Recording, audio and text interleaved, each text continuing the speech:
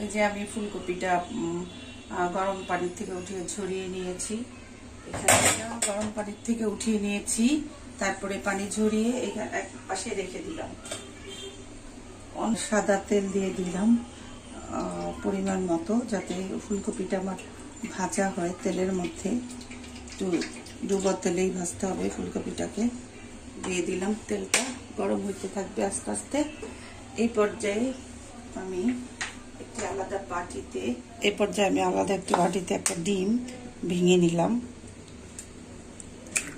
ডিম দিয়ে দিচ্ছি, তারপরে দিয়ে দিচ্ছি সামান্য পরিমাণে গোলমরিচের গুঁড়া, সাদা গোলমরিচের গুঁড়া, আপনারা দেখতেই পাচ্ছেন।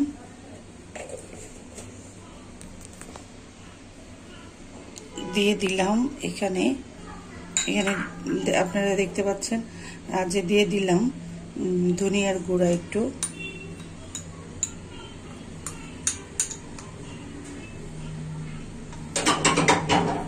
হলুদের গুঁড়া,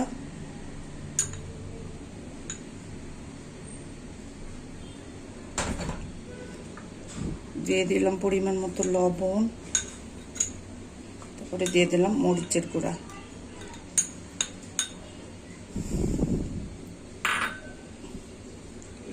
মশলা সাথে আবার একটু দিব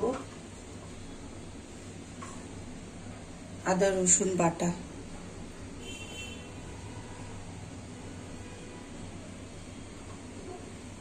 সবগুলা উপকরণ আমি একসাথে ফেটে নিব।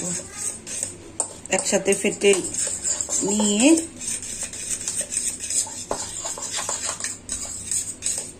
মশলাটাকে একসাথে ফেটে নিয়ে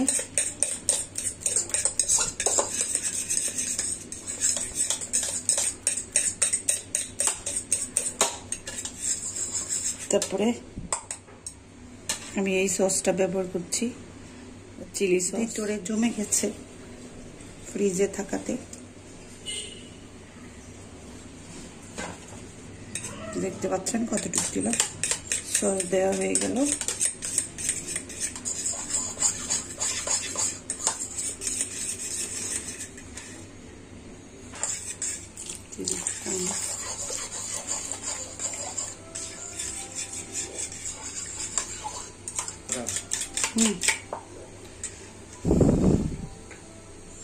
দিয়ে দিলাম এই যে বেসন,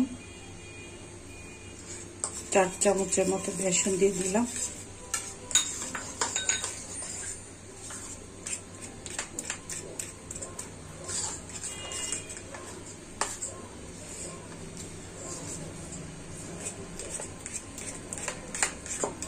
এরকম ভাবে ফেটিয়ে বিটারটা তৈরি করতে হবে।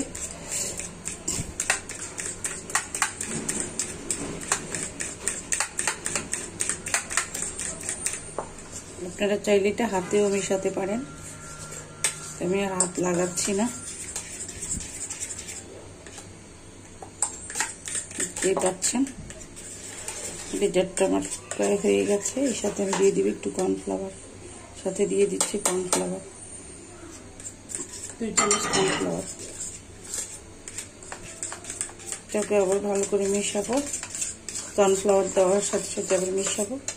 সেটার পরে আমি এখন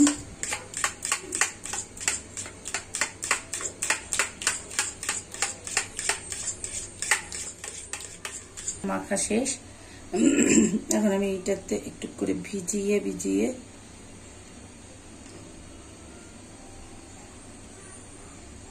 আমি একটু ভেজে নিব, তেলে দিয়ে দিব।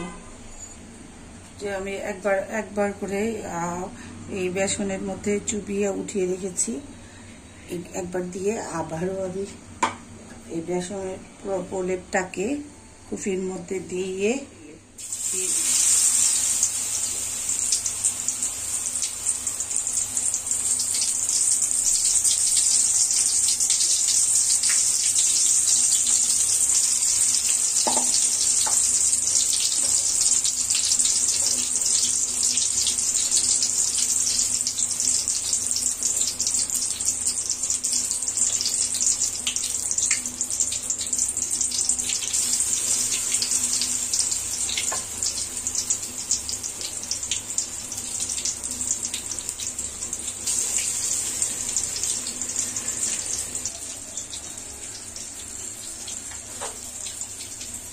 দেখতে পাচ্ছেন আমার এই কফি ভাজা উল্টিয়ে দিয়েছি। উল্টিয়ে দেওয়ার পরে এরকম হয়ে আসছে। সামান্য পরিমাণ আরেকটু ভাজবো, তারপরে আমি উঠিয়ে ফেলবো।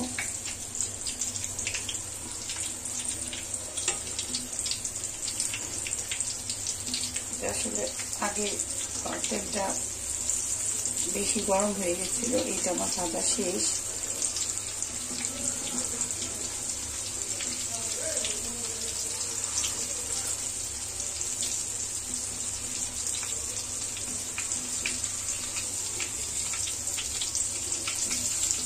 এটা উল্টিয়ে হয়ে যেতেছে।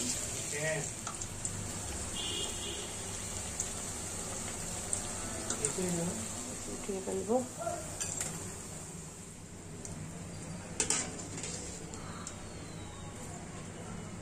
আপনারা দেখতে পাচ্ছেন আমার ফুলকপি ভাজা রেসিপিটা, যে এখানে